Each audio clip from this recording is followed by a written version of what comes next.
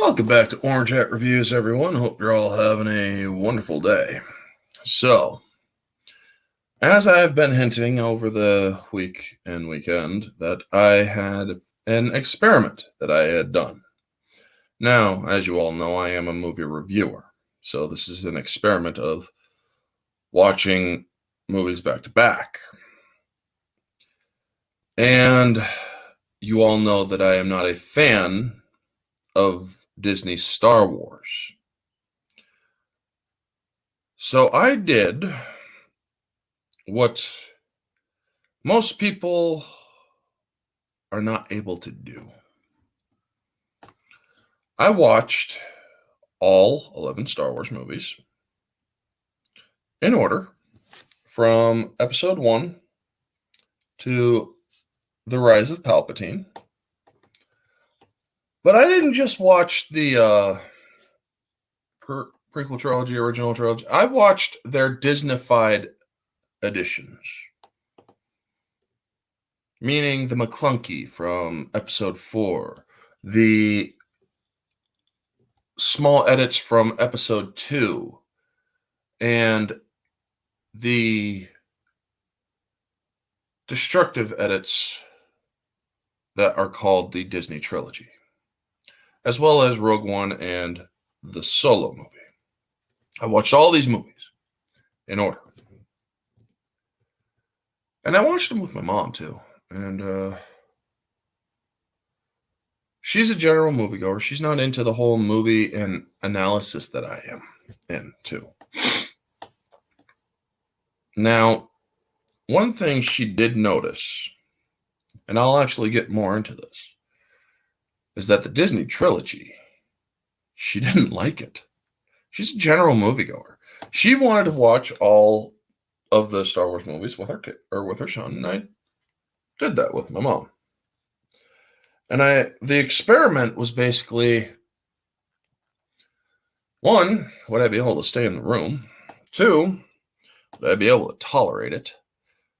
3, was all of these movies cohesive? Well, the answer is very simple. No, they're not. And I'm going to go into detail. How you doing, Jeff B? But before I do, saying hi to the people here. Decepticon's Cave of Villains. Nice to see you. Is that you, Stunning and Brave? No one is a fan of that anymore. Yeah, true. And good to see you, Jeff B. Now, I'm pretty sure that if Nokomo Girl, if you are in the chat, I cannot see you, but I am going to try to see if I can get the chat open.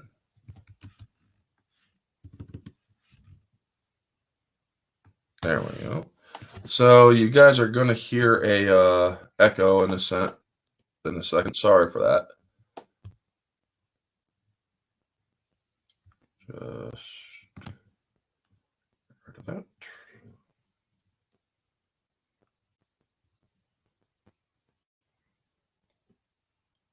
So, yeah, just waiting 1 second while this loads. There we go. And I'll actually pause this screen so that it doesn't interfere with the stream too much. So I'm going to do live chat instead of top chat. Hopefully, if Nokomo Girl does come into the chat, I'll be able to see her now, because I'm kind of sick of how this is affecting things, you know? Camera, hotkeys, layouts, virtual background, guests, general. Let's go to general. Audio avatar, shift. Record separate now. Add shared screen. Yes. Yeah, this doesn't allow the chat thingy to be really adjusted on StreamYard's behalf. So that's kind of stupid. Yeah, that's kind of real stupid.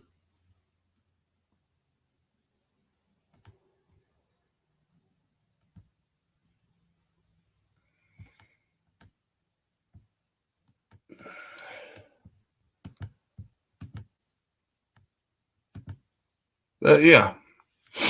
Anyway, I mean, that's an interesting setting.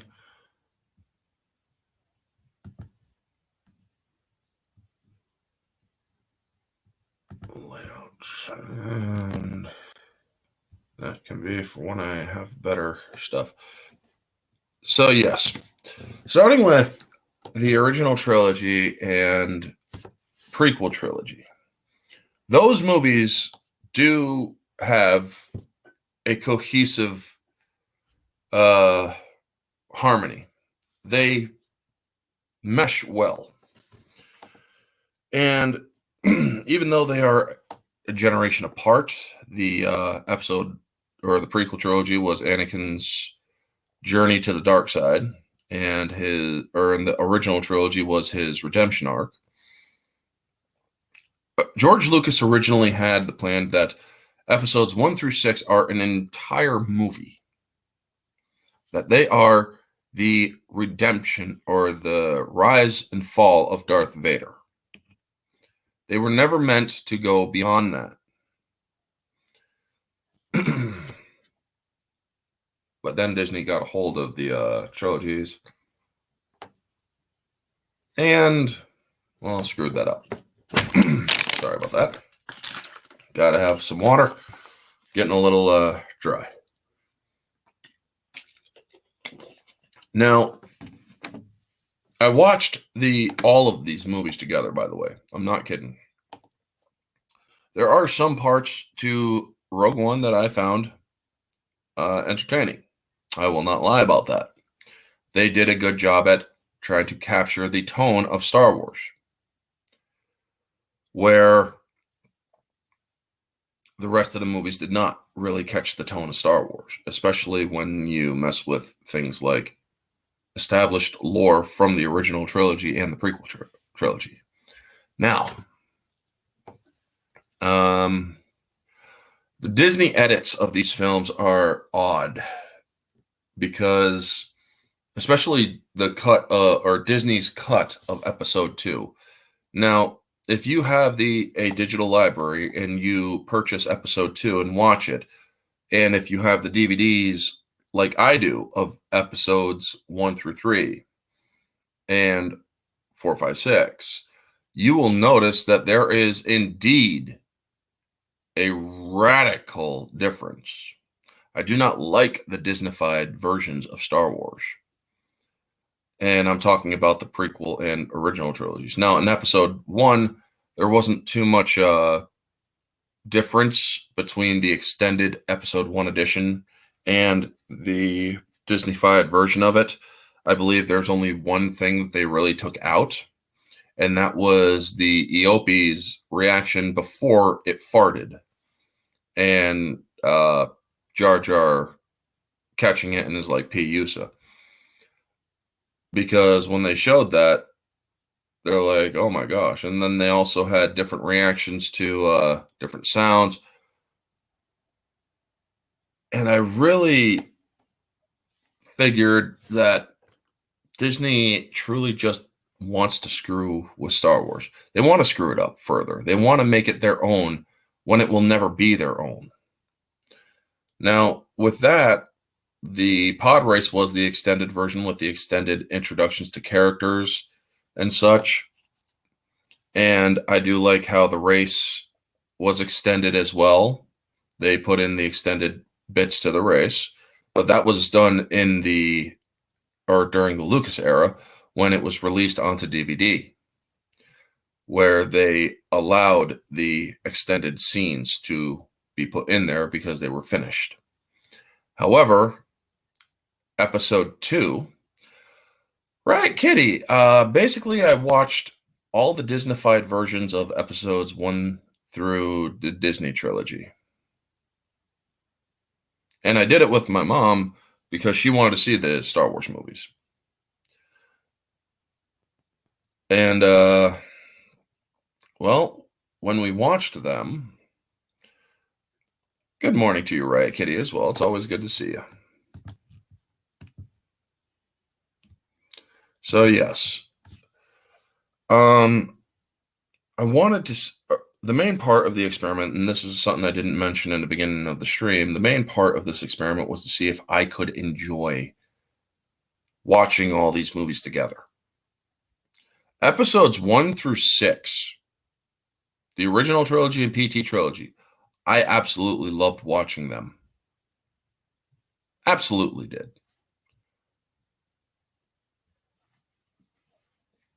I mean all of them, episodes 1 through episodes 9. Are from prequel trilogy to Disney trilogy, all the way through chronologically. Now, when you get to Rogue One, you do see the problems with continuity. Because when you go into episode 4, they have so much continuity problems. Several transmissions were beamed to this ship by rebel spies. Well, a spy would indicate that this person got under or into a base undetected and managed to sneak the stuff out. Well, there's just one problem. There was a major battle at the Battle of Scarif, so spies wouldn't work. Plus, Leia coming up with some half-baked excuse that turns her excuse on the Tantive 4 in episode 4 into a total half-baked idea, where we always known that Leia was very smart. She was very cunning. Lovely Sherry, good to see you.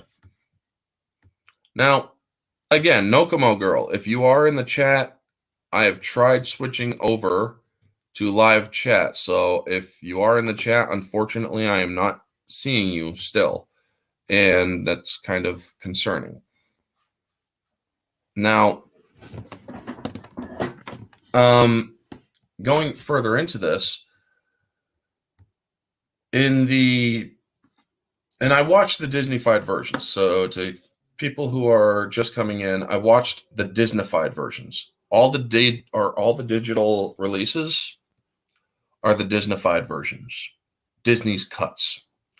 Episode 2 of Star Wars, Attack of the Clones. Disney has their own cut of it, where the chase of Obi-Wan and Anakin going after Zam Wesell, going through Coruscant, where you see Obi-Wan say, Anakin, how many times have I told you stay away from power couplings? Well, they have the part where the shot where he's saying that to him, they go through, then they cut to a different thing of where they're driving through it, and then they cut back to him, and he's like, stay away from power couplings.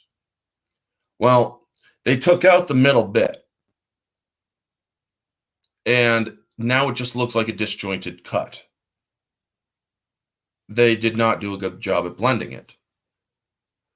Then, in episode 2, at the end where Dooku escapes, you see Yoda do his little huff where he's like, and there's that, or if you watch the theatrical, it's after everything is said and done where he has escaped and the ship's out there. Yoda then does that and then calls his cane to him. Well,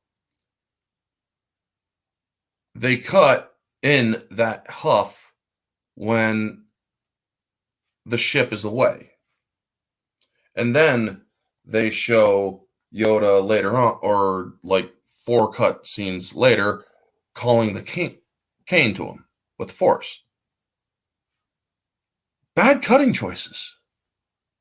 You should have left the damn Lucas movies alone. You should have left them alone. But they couldn't. And these cuts just goes to show that these re-edits are not as good as Lucas's original cuts. he takes them, or they take them out, they change it up, and they screw it up. Now, skip ahead. I'm not going to go through the crap that is Rogue One and Solo. We then get to episode 4.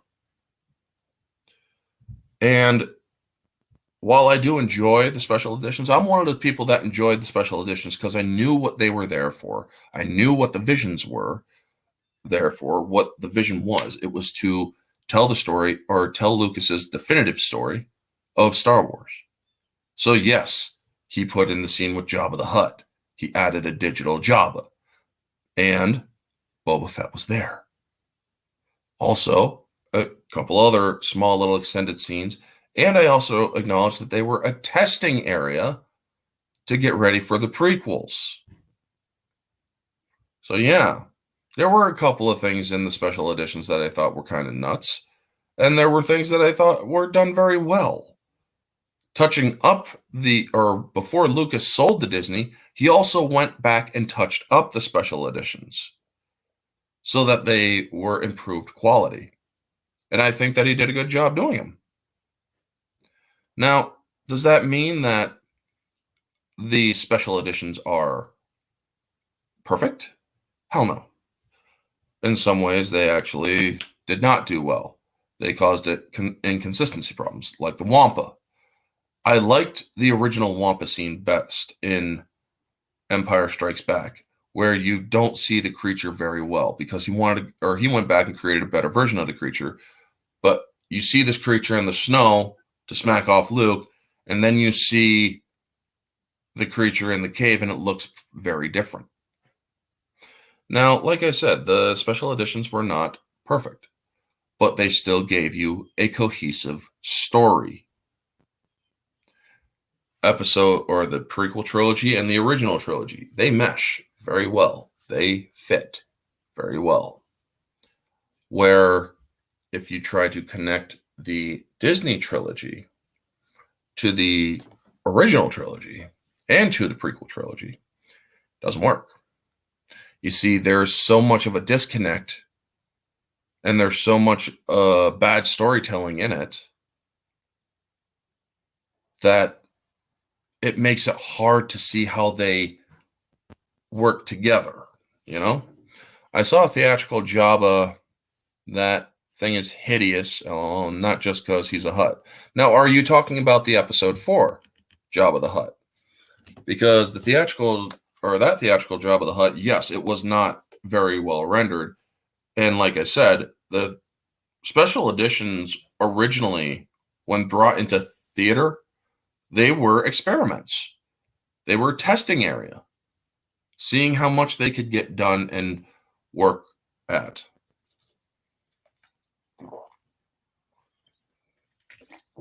And yes, there's something about the original trilogies, the non-specialized editions, that even with all their flaws, they can truly, good morning, they can truly be appreciated even with their flaws.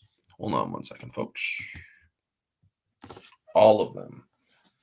Well, yes.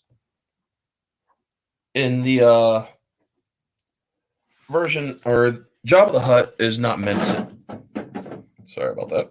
Jabba the Hutt is not meant to be pretty. The Hutts are crime lords. So it would be a good idea that Lucas designed them so that they would be, well, scum. That they would remind you that these people are scum. Well, taking one look at Jabba with all the snot coming out of his nose and the ichor on his lips and whatnot, yeah, that would kind of say he's not a good guy. He's a crime boss. Now, when you have the get into the Disney trilogy, there's so much in between the Disney trilogy and the original trilogy that they're trying to fix, that they're trying to add. Well, there's just one problem. By the time that they're done trying to fill in that hole, most of the original fans are probably going to be in their 80s. or 60s, 70s, and 80s. Because the thing is, I'm 37. I saw these movies when I was 2. I didn't see them in theaters, but I understood why Lucas took 3 years in between each movie to do them. From 77, he started working on them in 75, and the release of, almost 8 years to do the entire original trilogy. From beginning of production or pre-production for episode 4 to the release of episode 6. That's 8 years. From 75 to 83. So yeah, I can understand why it took years to get these things done. Also because he realized that people would be clamoring for more, and the wait may always be the hardest part, but the anticipation is what makes it so great when it finally came out. Just like he did with the prequel trilogy. He did them 3 years apart, 99, 2001, 2004. Or 5. Or 99, 2002, 2005. Yeah. It's more like it looked obviously fake. Well, in some ways, yes. The digital renders of the Hutts were obviously not done well. And you are absolutely right with that, Riot. So, getting back to the Disney trilogy, where they only put 2 years in between each movie. They wanted, or the year in between had a Solo, that Star Wars story, and Rogue One, a Star Wars story, where they were just god awful. What they should have been doing was focusing on each movie. Now, getting into seeing the Disney trilogy back to back to see if it meshes well together, even that doesn't work. The story of Finn. Now, a lot of people can make all this stuff in hindsight, but if you really watch these movies together, you then really purely see the flaws and how badly these things were done.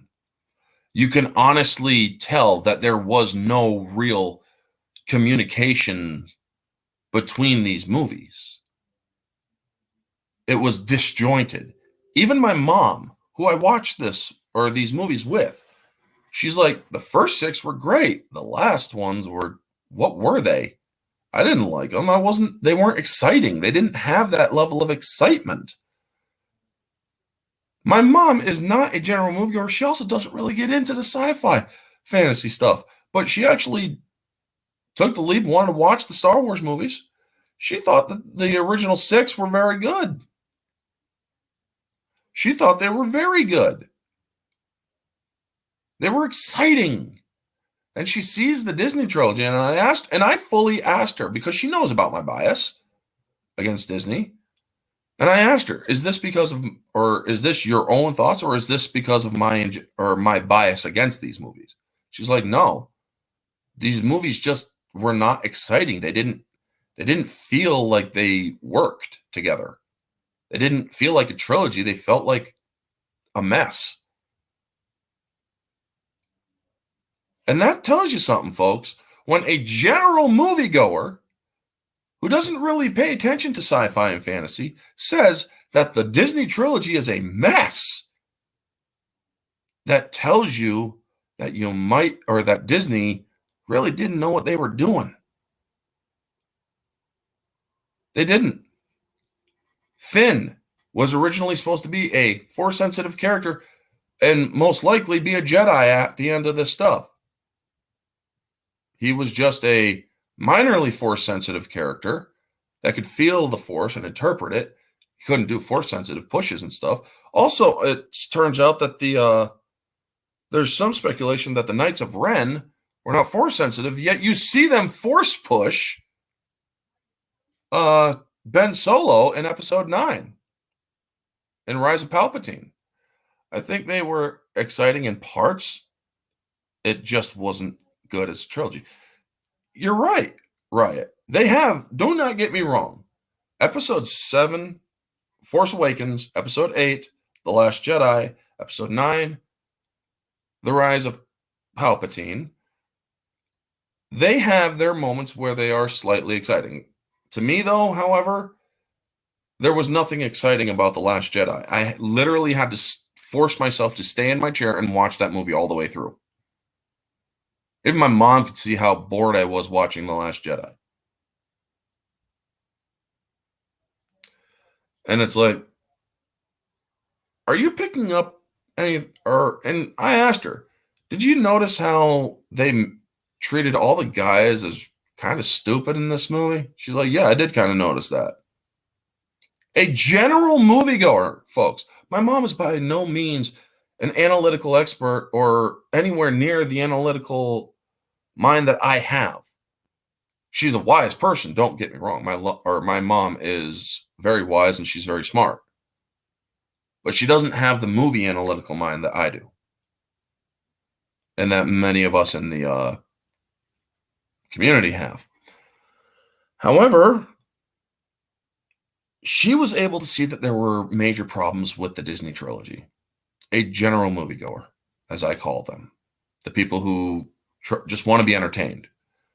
She wasn't entertained by the Disney trilogy. She watched them. She's like, they were boring. The last three were boring. And I'm like, oh, holy crap.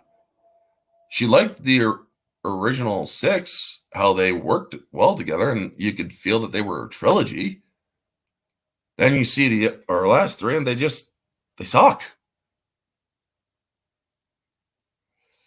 And it's like, when that happens, maybe Disney needs to pay attention to that.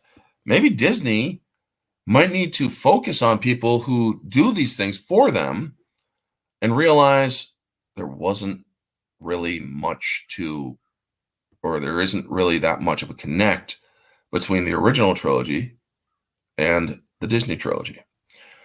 The ship crash in the beginning and Luke's stand at that, and that's what I'll give The Last Jedi.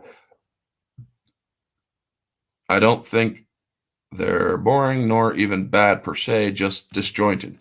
And that's fair. I'm not saying that you're wrong. I'm not going to say that you're right. I'm saying that is a fair assessment. That is your assessment, right? And you know what? All for it.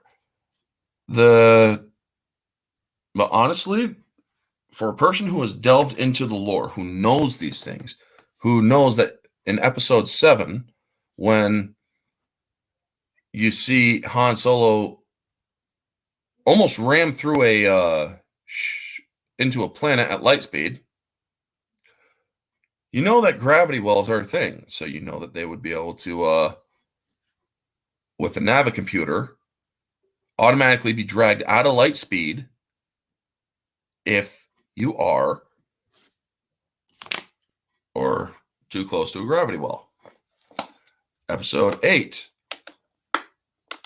When it comes to plotting a course and going to light speed, if there's a gravity well, like a ship that gives off its own gravity because of its humongous scale, I mean, you'd have to be point blank range to actually do something like that.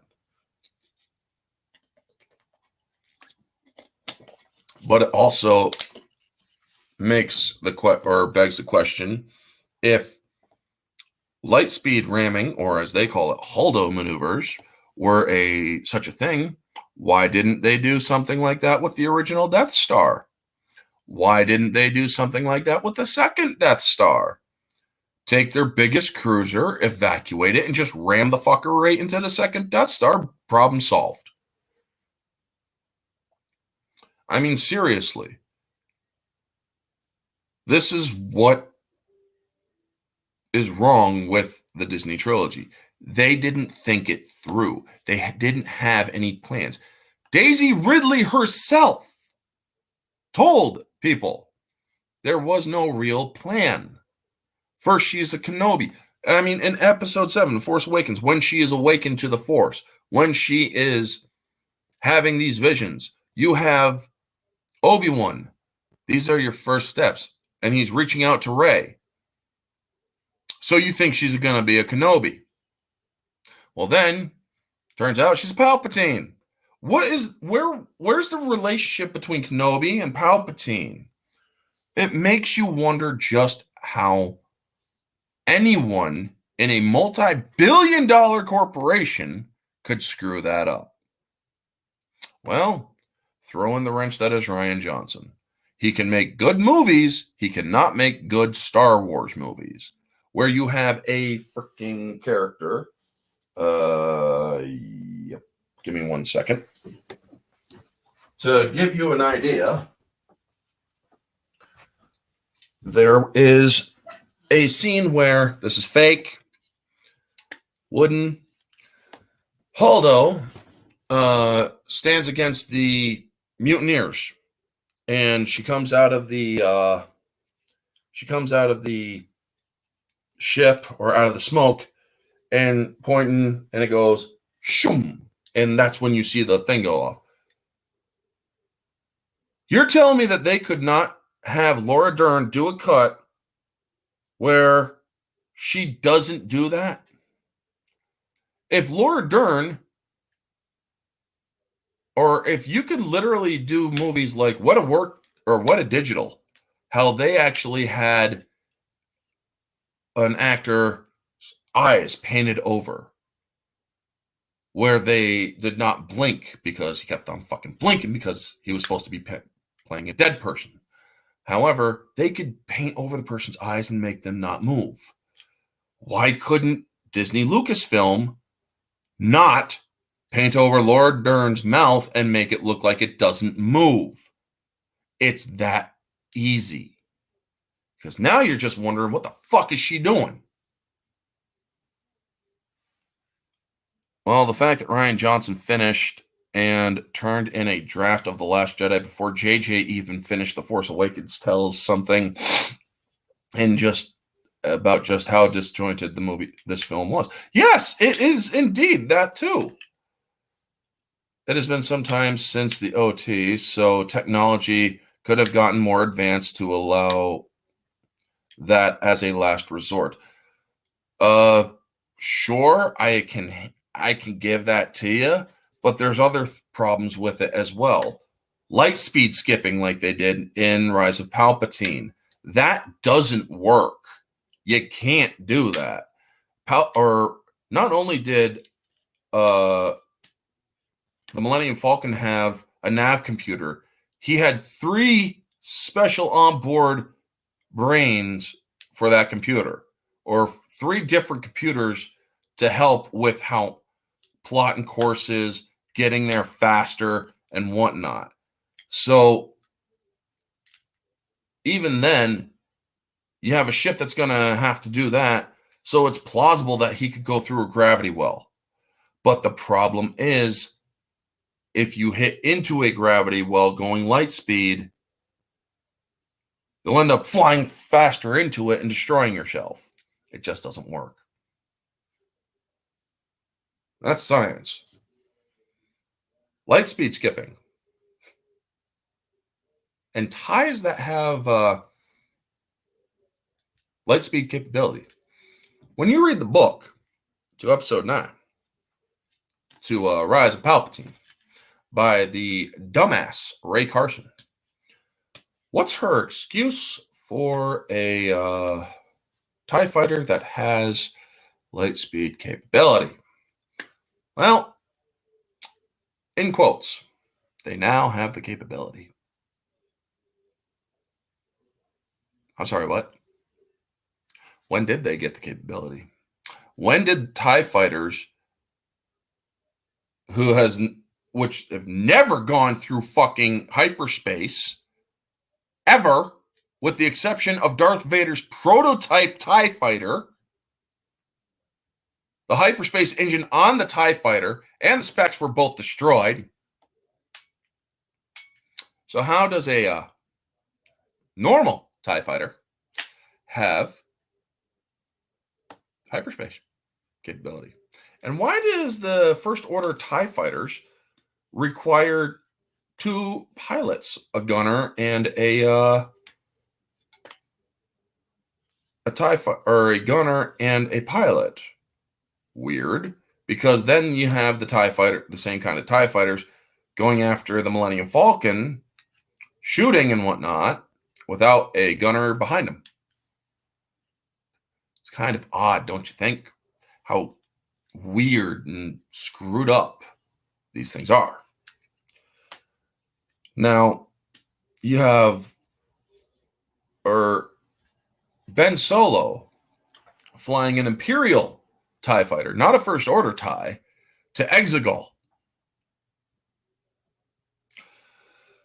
Again, how do you get there without light speed? You need to go to light speed along the routes to get to the unknown region's border, and then you need to fly through the thing. So it's like, okay, well, here's problems. How do you do it with an Imperial snub fighter, the TIE fighter, the eyeball? You don't have the capability to go through hyperspace. It's weird. Not to mention any ships that were on the Death Star when it blew up into tiny pieces, like shown in Return of the Jedi. Well, you saw that sucker blow up, right, folks? How does not even in the Disney cut, does it show the Death Star 2 shearing off a humongous piece when it blows? This, folks, tells me that they didn't think it through. And Disney has had 3 or 4 fucking years, or 3 years, we're in 2022, to go back and edit the Disney or the original trilogy's Disneyfied version, where they could show bigger pieces coming off of the Death Star 2. But they haven't. They just continue adding characters in between the movies and making characters that are beloved into shit beings. The embodiment of hope that is Luke Skywalker, how he feels the good in Darth Vader and will do anything, including give up his life to bring out the good of his father, becomes a pessimistic piece of shit when his nephew is having bad dreams and that he was somehow turned to the light or to the dark side, who has always been pulled towards the light. It has been covered by many main Star Wars, big Star Wars channels like Star Wars Theory, a good channel. I don't agree with everything he says, but he points it out a lot that Ben Solo was pulled towards the light. As you see in the movie, I feel it again, the pull towards the light. Then how did he go dark? Why did he go dark? I mean, seriously. When did he go dark? The night that I destroyed his temple in episode 8. Okay, so he destroyed Luke's temple. But then then because of Disney's disjointed stuff, you see just how bad it is. Well, Palpatine destroyed it with a Force storm across the fucking galaxy. Now, Palpatine didn't have the ability to conjure up a Force storm until he was juiced up by Rey juice and Kylo juice, Force power juice. I'm sorry, folks, but when you watch these films, you just feel, back to back, you feel just how bad they are. You see just how, and I was able to shut off my bias. The one thing I will always like about episode Rise of Palpatine is Lando. His involvement, his words, his acting, his lines. Billy D. Williams came back into it as if he never left. And I just loved his character. Billy D. Williams, Lando Calrissian, honestly was the best part, in my opinion, about the entirety of Rise of Palpatine. I'm sorry, I can never call it the Rise of Skywalker. Now, when you watch all of these movies, 1 through 9, together, you then realize it's not Anakin's story anymore because Rey is a Palpatine who fails her master's last lesson. Rey, don't never be afraid of who you are. Well, then she takes the name Rey Skywalker. Matt's Mama Bear, it is always a pleasure to see you. How are you? And again, Nokomo Girl, if you are in the chat, I am not able to see your comments. I even have the chat open for the live chat on YouTube, and it's still not showing me anything. So I'm sorry. I honestly don't know what it is. I could try to look up whether or not. Nokomo Girl, if you are watching, DM me on Twitter your link to your YouTube channel, please. That might actually, or then I can actually see if for some weird reason your channel has been blocked from mine. I would not do that unless there's a weird, freaky weirdness in the world, but there isn't. So yes, Nokomo Girl, if you are in the chat, DM me your through Twitter where with your channel or a link to your YouTube channel. Whether it has content or not, I want to see whether or not I may have blocked you from the channel by accident or for some weird other thing. Exactly. Yeah, Riot's not seeing you either. Nobody was seeing her. So I'm going to check Twitter while I'm at that. But yeah, going back into the Rise of Palpatine, there's so much of a disconnect between not only episode 8 and episode 9 and episode 7 and episode 9 and episode 7 and 8. You just see how disconnected it is from the other trilogies as well. When she's saying, be with me, be with me, be with me, be with me, be with me. At the end, when the Jedi who came before, who are all these other female characters? You have to literally turn on closed captions to understand who these characters are. You get characters like, I'm guessing, Shakti, and I'm guessing Ahsoka, because, yeah, you do hear Ahsoka in there.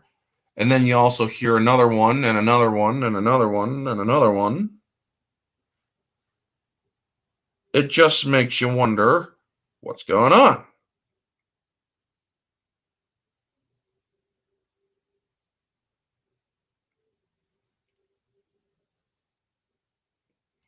But yes.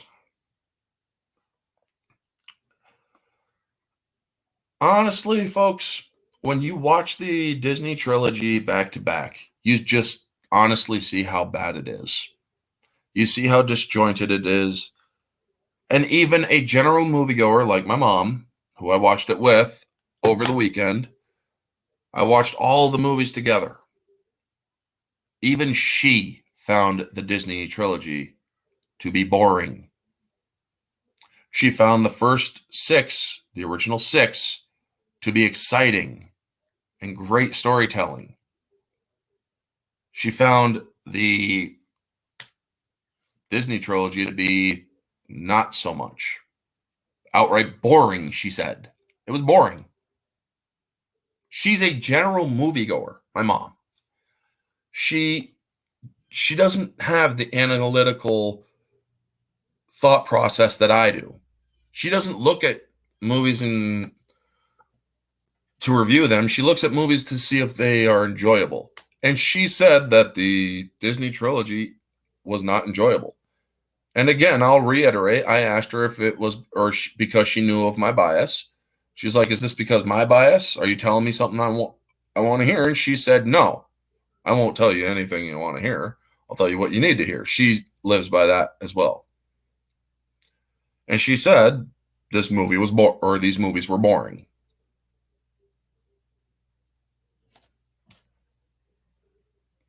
My family and I enjoyed it. We are more of the general moviegoer type as well. And you know what? Different opinions are also welcome. I have no problem with that. Kind of felt more like episode 7 and episode 9 are kind of connected, and The Last Jedi is just sitting there floating in space. Yeah, exactly. It's because they, as you said, Rian Johnson had submitted his draft before 7 even came out. It's like, are you crazy? But hey, I am not going to say that anybody who enjoyed these movies is wrong. I will never say that. I will never say that if you like the Disney trilogy, you're not a real Star Wars fan. If you like it, that's fine. You can defend it, sure. But if you blindly like it simply because it says Star Wars and you cannot acknowledge that there are flaws, that is where I will call into question whether or not you're a fan. Blindly accepting something, and I mean anything, blindly accepting it simply because of of its label or stamp is never smart. And it's honestly one of the dumbest things you can do. Because if you think about it, Galactic Empire promises peace, stability, and order. To maintain security and continuing stability, the Republic will be reorganized into the First Galactic Empire for a safe and secure society. Well, that's the label. What did the Empire do? It subjugated all non-human species and completely wiped out populations because of its specious ways. It was an evil empire.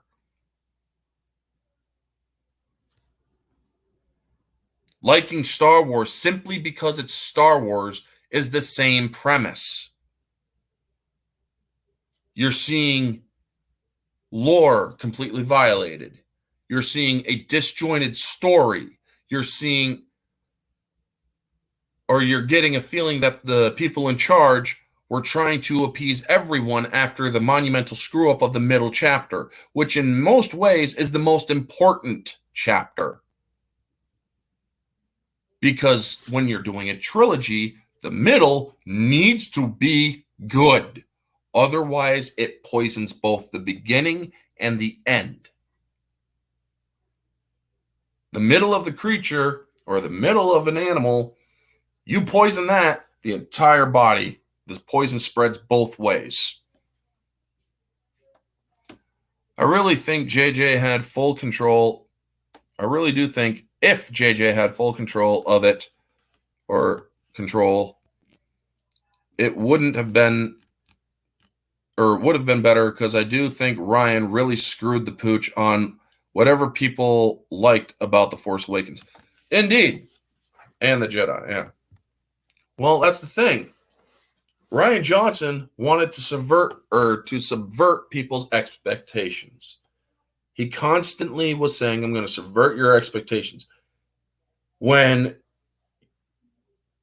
you see that Poe, who was a great pilot in the first movie, who respected the chain of command, you then see him fly off the handle and sacrifice half the fleet and their entire bombing fleet. You then see Luke, who is the embodiment of hope, being a pessimistic prick, even in the face of his sister being injured, even in the face, because then when he reached out to Leia, he could feel she was in anguish. He could feel she was hurt.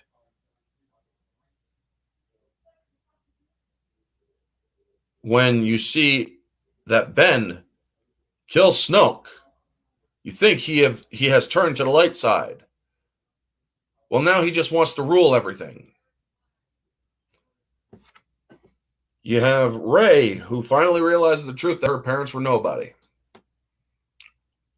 And then they're suddenly somebody even though they wanted to or tried to be nobodies.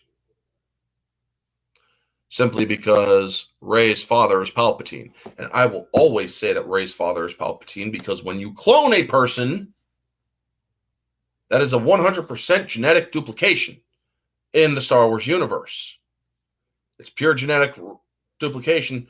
So essentially, that clone, even though it wasn't tied to the Force, was still 100% pure Palpatine. He may not have been connected to the Force, but his reproductive organs worked pretty well. And you have Rey. So yes, Rey is Palpatine's daughter, not granddaughter. I don't care what anybody says. That's just fact. Daddy Palpa. Exactly. Exactly.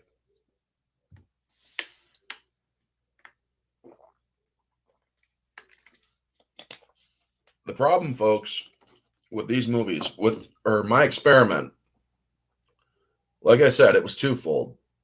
To watch all these movies back to back, to see if I could enjoy them after some time had passed. This experiment yielded results on both sides. I can always and will always enjoy the Lucas era versions of Star Wars. But the Disney stuff, even after time has passed, give it a few years, watch it back to back, see if it works. It didn't. The disjointed efforts, the non-communication, the having no idea how to tell a story, the lack of planning made these movies crap. Again, if you like them, that's your opinion. Different opinions are welcome on my channel. Me, I don't see them as Star Wars. And this experiment only reaffirmed my belief that Disney Star Wars isn't Star Wars. Because they don't respect the lore that was created in the original trilogy. They don't respect the lore that was created in the prequel trilogy. They only cared about money. Money, money, make the world go round in their business. Well, when you're in the business of entertainment, you want to cater to the larger amount of fans, if you are going to cater to any of them, because that will yield you more money. That will make you more money. If you are catering to the whiners and the lower numbers, you're going to make less money. There is a reason, again, why episode 9 did not beat the Joker in the box office. The Joker, a rated R comic book movie that our entire country tried to cancel, essentially. Media, military put on alert, FBI on alert. This was all freaking confirmed through reports. No Chinese release. And then you have episode Rise of Palpatine. Extended theatrical release. Chinese box office edition. Albeit they had to cut out a scene. A 3-second scene where you had the two lesbians kiss. Middle Eastern release. And it's got a big label on it. A much bigger label like Disney and Star Wars. And yet it didn't beat the Joker in the box office. The Joker beat it by over $100,000 in the box office. It's not by much, but the fact that that beat the last Star Wars movie in theaters does say a lot at the decline of Disney and Star Wars as a whole. Folks, it's getting over to about an hour of when I started this. The experiment, like I said, it failed. It really did. And but it also did yield some interesting results as well. I wanted to know if I could still feel the magic of Star Wars. There is for people who grew up with Star Wars, the original and prequel trilogies, there's just something about hearing the 20th Century Fox fanfare and the covering of Lucasfilm over it as well. And then seeing A Long Time Ago in a Galaxy Far, Far Away, that builds the excitement to these movies. Also, when you watch the Disney trilogy, you don't have that fanfare. You just have Lucasfilm Ltd., no music, then A Long Time Ago in a Galaxy Far, Far Away, and then you get the theme.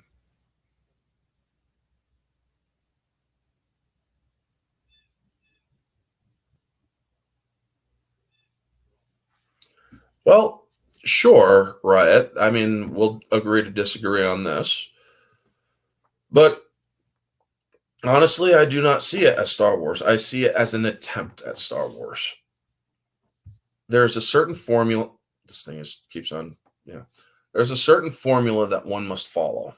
One, plan the whole thing out before you even freaking do it.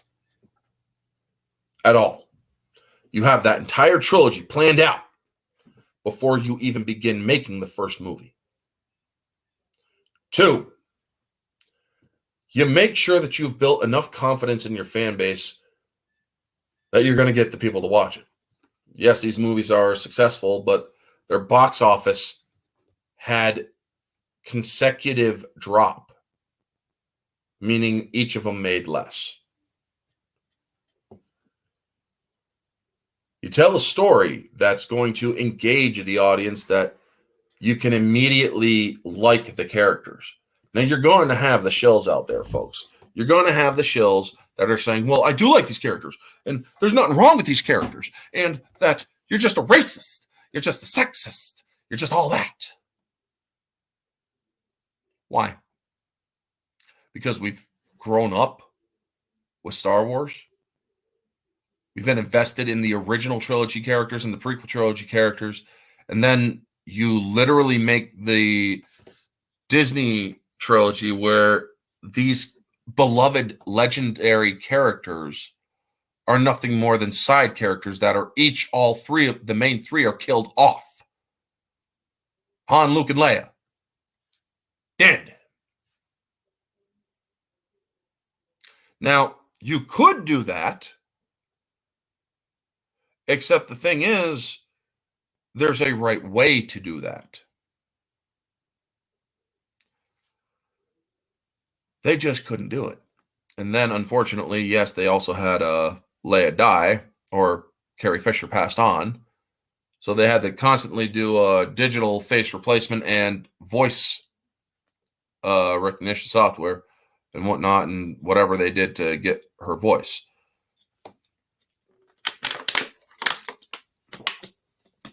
Yeah, I still do really love Rogue One and The Force Awakens, but it does poison the well when it completely disconnects on all sides. Yes. And like I said, Rogue One is the only Disney product or Disney's attempt at Star Wars that I will defend. I liked it. Does it make sense in between the films? No. Does it connect well with Episode 4? No. Especially the ending. But I honestly found enjoyment out of that because it still had the spirit of Star Wars. It connected to the original trilogy in tone and telling. However, the story didn't fit. But it still felt more like Star Wars than the other movies ever will. I don't feel Star Wars from the Disney trilogy. I don't feel Star Wars from Solo. Sure, though, you got familiar characters in them. I don't feel Star Wars from them. Rogue One had that grit. It had that feel. I felt Star Wars from it. It doesn't fit perfectly to Episode 4. In fact, it ripped off a lot of EU references, changed shit around and whatnot, and kind of ruined Episode 4 in a couple of ways. But you still feel Star Wars from it in a certain way. At least I do.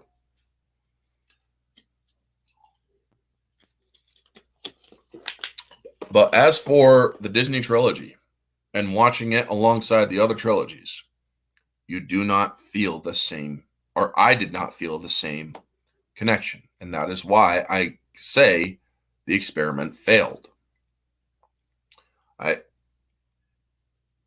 To have a character who is supposed to learn the lessons from their master, including the final lesson being one of the most important. Never be or don't be afraid of who you are. You're a Palpatine. Doesn't mean you have to live like the original Palps. The end directly connects to the beginning of Episode 4, which was cool. No, it doesn't. That is where, yes, the Tantive gets away and whatnot, and then you have the beginning of Episode 4 where it's running it down. But if you pay attention to Vader's words and Leia's words in Episode 4,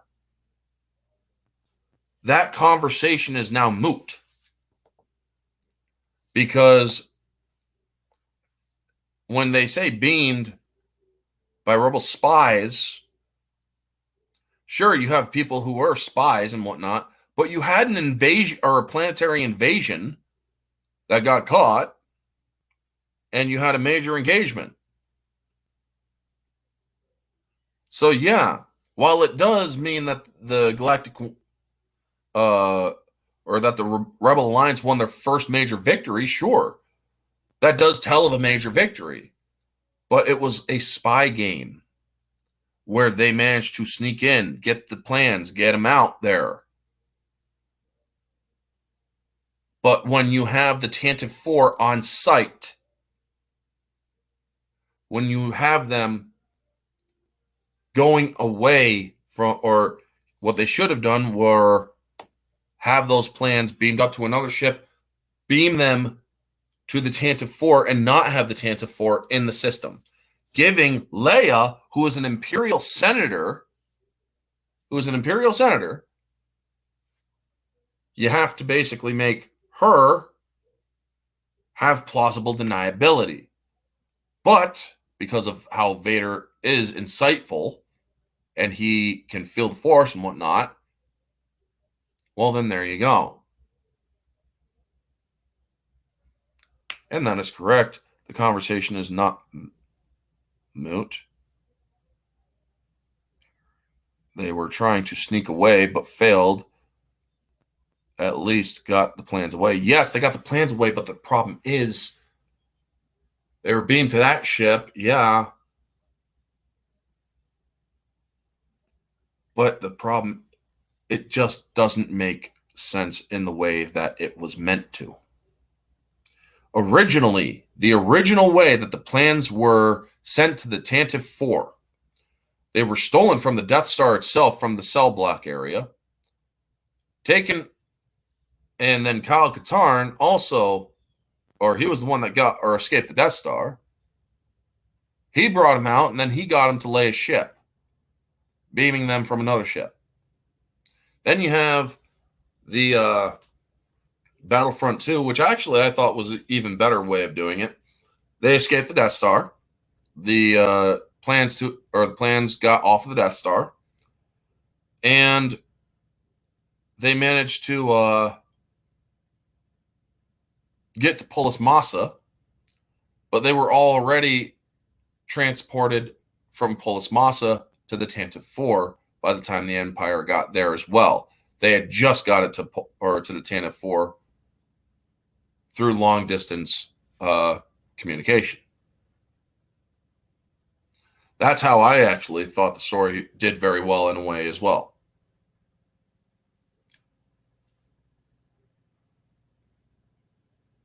Because if you pay attention to the conversation, several transmissions were beamed to this ship by rebel spies. And she's saying I'm on a diplomatic mission to Alderaan. Well, she was going to go to Alderaan, but she had, or as a diplomat by way of Tatooine, but having that, you're not going to be able to talk your way out of it. Even with Darth Vader there, he may have believed it in a way. Also, holding her is dangerous.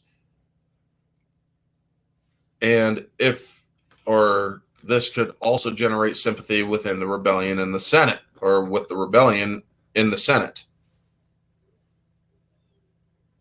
Well, not if the Imperials now have proof that the rebellion just attacked a frickin' Imperial installation. Not if, or two Imperial installations, Edu and Scarif. So yeah, there's also that. That's why Rogue One does not make sense a lot in storytelling. Plus, it's disjointed in itself because it had 3 or 4 different writers. And it also had to get a different director in order to do it. So yeah, there's that too. I mean, they also did that with Solo. But yes, this experiment doesn't fit well. Like I said, with Rogue One, as much as I enjoyed it, I do not think for a moment that it fits very well with Episode 4. Yep, and then they blew up Alderaan, so karma, yeah. Well, that would only cement it, but the thing is, Tarkin knew, Vader knew, so why would they even play that game with Leia? They all knew that she was at Scarif with the Tantive 4. It makes no sense. That's the problem. And that is indeed a problem when you create a prequel. When you do a prequel, you have to make sure that it connects flawlessly with the work that came before it, that takes place after it. Otherwise, you're not going to tell a good story because they wanted her to despair. Sure. But the thing is, playing cat and mouse when you're going to blow up a planet is pointless. Blow up the planet, simply say, we caught you. We know you were at Scarif. We know you got the plans from Scarif. We saw your blockade runner at Scarif. No matter what you tell us, we caught you red-handed. So as a punishment, we're destroying your planet. That's how the conversation should have went because of Rogue One. Instead, it went, well, in a way, tell us where the rebel base is, or we're going to blow up your planet. Well, okay, well, you're far too trusting. And also, I mean, it's like, you seriously have that many Imperial resources, yet you couldn't track the rest of the planet or the rest of the ships leaving the system, going along their last known trajectories to find that their base was on Yavin. The Imperials had those resources. And yet, for some weird reason, they didn't track them to Yavin yet. Folks, that is why it's disjointed. Or between Rogue One and Episode 4. There are too many things in Episode 4 where Rogue One doesn't make sense. I mean, the Death Star, or you're telling me that no ships or anybody on Jeddah could have said that, holy crap, there's this thing that was out there. The Death Star would have been known. But in episode 4, this battle station is now fully operational. It was fully operational when they blew up Jeddah, when they took a chunk out of Scarif. The Death Star had two freaking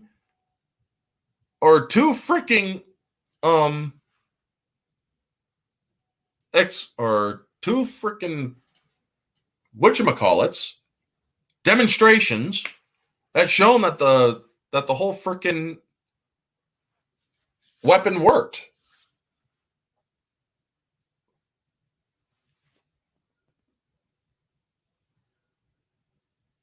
Not particularly, because the tracking would be muffled by a planet blowing up.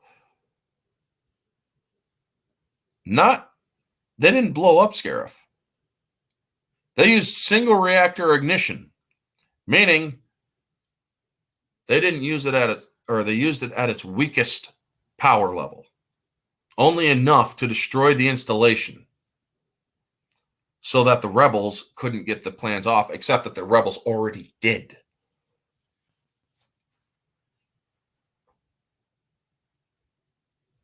So yeah. You're telling me that the Senate was told that Jeddah was a mining disaster. Are you telling me that people around the system would not have noticed a big freaking metallic ball with a big ass green laser? Other planets would have seen it. Do people talk about how that giant space base of a moon moves so fast from planet to planet without faster than light travel? It is, oh my God. That is another thing that a lot of people are freaking trying to say. The freaking Death Star has light speed capability. It does. It has hyperdrives. The fact that it appeared from one planet to another, the fact that it appeared in the Yavin system in episode 4, after it was in the Alderaan system, shortly after the Falcon got to Yavin, it then appears at Yavin. That's hyperspace. They didn't need to prove, or they didn't really need to show hyperspace travel with the Death Star. It just didn't really need to be shown because it was already obvious enough. Damn, I bet she was a petrol guzzler. Good to see you, Epime. It's good to see you. It's a good question, but it has a very simple answer. When you're telling a story, if you already established that lightspeed travel is capable with ships and whatnot, then it's obvious that the Death Star itself would have hyperspace capability. Hell, there is a planet, a living planet in the EU that had hyperspace capability. Its name was Zonama Sakat. Yeah, so there you go. People didn't notice because it was because it poofed. Except that it was there long enough to be noticed. Not to mention, yeah, survivors get off the planet. So yeah. Why didn't any of the people who are spies for the rebellion in the Imperial Senate ask about the Death Star or raise inquiries about it?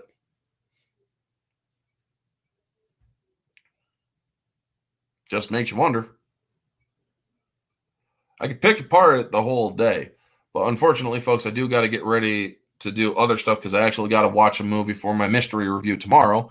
Epime knows what it is, but do not spoil it. So I am going to start concluding the stream here. Thank you to everybody who came in. Nokomo Girl, if you did catch it, no one survived Rogue One, except for those who did get out of the system. Yeah, they did. The main characters didn't, but Leia did. Yeah. But thank you so much for everybody that joined. If you want to know more about the specs of the Death Star on the Death Star now, there's a book from the EU that gives that. It's enough range. If it has enough range, I wonder if it could fire a laser and then jump before it actually lands. No. Lasers travel at light speed, so to speak. But anyway, folks, thank you so much. Riot Kitty, Epime. Who else was in here? Jeff B. Decepticons Cave of Villains. Lovely Sherry. Nokomo Girl, if you were in the chat. Mads Mama Bear as well. Mads, it is always a pleasure to see you in the chat. Thank you so much for stopping by. Also, folks, tune in for tomorrow at noon. I will be doing my mystery review, episode 34. The hints are Gina Carano and Double Cross. And I will give a bonus hint, or a final bonus hint right now, all-star cast. So, yes, thank you so much for tuning in. Have a wonderful day. And always remember, folks, to stay humble.